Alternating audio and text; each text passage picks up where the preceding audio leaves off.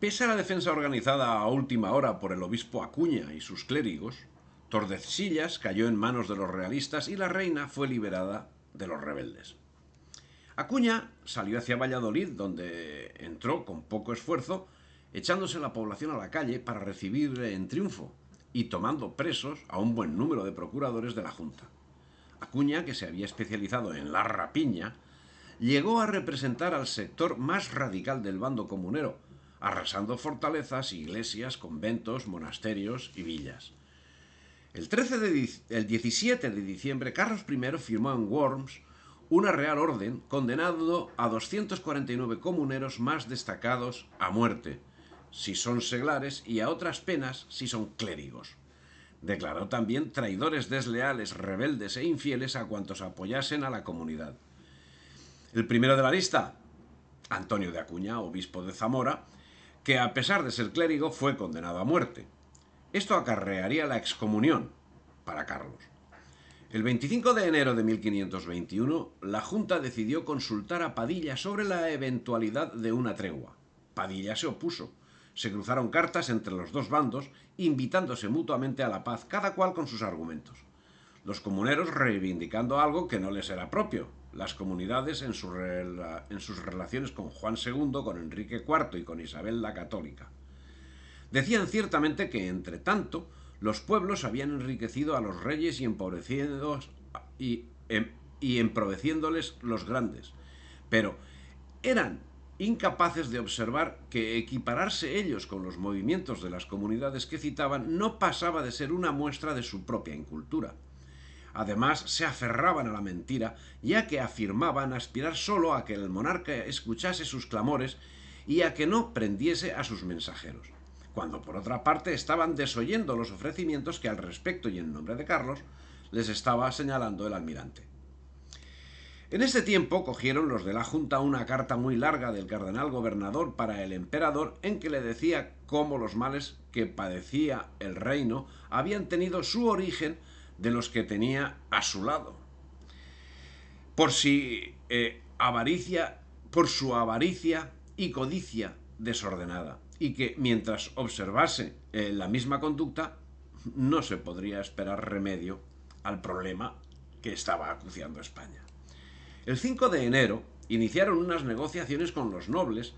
a las que no se opuso el cardenal Adriano, pero las mismas tomaron la deriva que interesaba a los nobles y a los comuneros, que buscaban puntos de encuentro al margen de los intereses nacionales. No obstante, y afortunadamente para el porvenir del reino,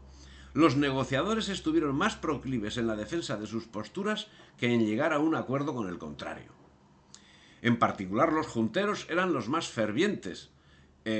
defensores de unas posturas que no podían ser asumidas por los nobles, ya que les prohibía participar en los asuntos públicos. El 27 de enero seguían de plática, pero los comuneros se negaron a una tregua. Los virreyes intimidaron a Valladolid para que acatase a los representantes del rey y con fecha 30 de enero de 1521, en carta dirigida al cardenal Adriano, los comuneros de Valladolid rechazaban ser desobedientes e infieles al rey. Bien al contrario, recordaban los acontecimientos de Juan II, arguyendo que quien prendió al rey don Juan II sino los grandes, quién lo soltó e hizo reinar sino las comunidades. Véase la historia que claro lo dice. Sucedió al rey don Juan el rey don Enrique, su hijo, al cual los grandes depusieron de rey, alzando otro rey en Ávila, y las comunidades, y especialmente nuestra de Valladolid, le volvieron su cetro e silla real, echando a los traidores de ella. Y no hallarán vuestras señorías que jamás en España ha habido desobediencia sino por parte de los caballeros, ni obediencia y lealtad sino de las comunidades. Con esto se endureció la postura de la Junta y los ánimos bélicos de los comuneros. El 16 de febrero se hizo público en Burgos el edicto de Worms contra los comuneros. También, en el Tratado de Worms de 1521, cede Carlos a su hermano Fernando la posesión de la herencia austríaca de los Habsburgo, título de emperador del Sacro Imperio Romano Germánico, que no obstante seguiría ostentando Carlos hasta su muerte. Es una clara señal que da a quienes dudaban de su absoluta entrega a los intereses de España.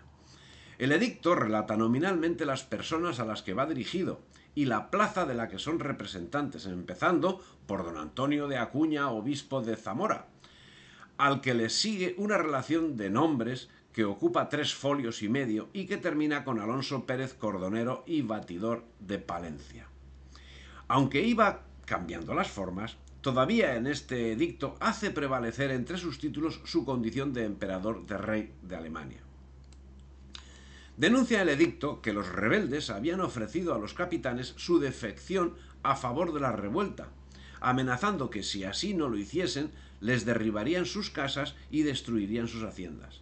Les requieren y mandan que se junten con ellos, con sus personas, casas y estados, so pena que así no lo hicieren, sean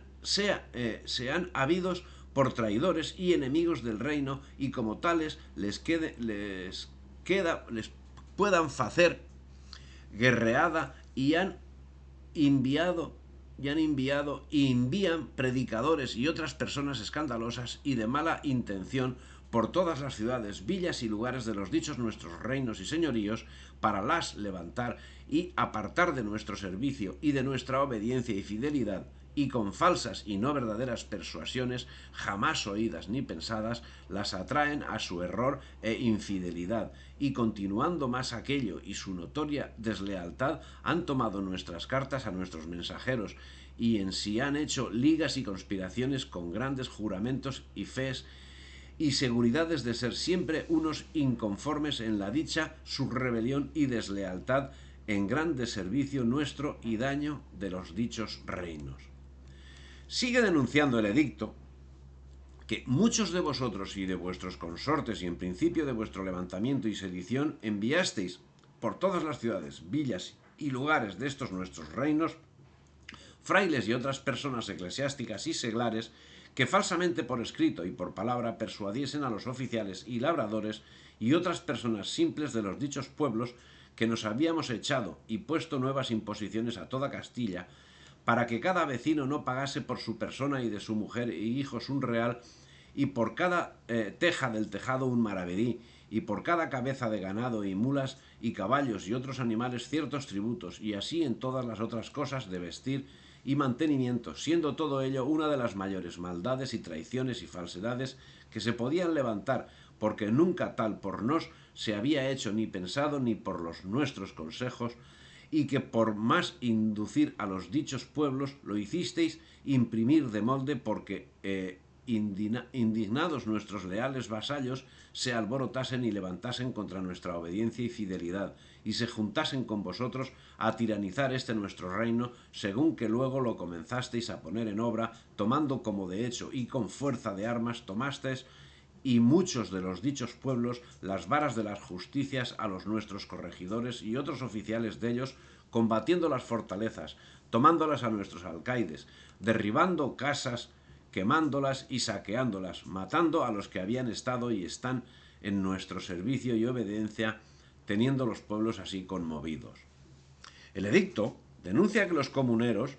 habíades cometido y de cada día cometíades otros muchos homicidios, robos, adulterios y estupros, forzando mujeres casadas y doncellas, sacándolas de las iglesias y otros lugares sagrados, los cuales dichos delictos habían sido tantos y tan graves que con dificultad se podrían contar, y habían sido y eran todos ellos notorios entre la mayor parte de los vecinos y moradores de las dichas ciudades y villas y lugares,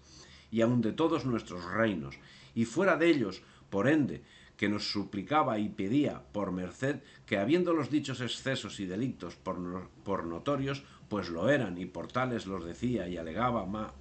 mandásemos conforme a la dicha nuestra comisión proceder a declaración de los dichos delincuentes y de los delitos por vosotros cometidos, condenando vos a todos y cada uno de vos y de los otros vuestros consortes.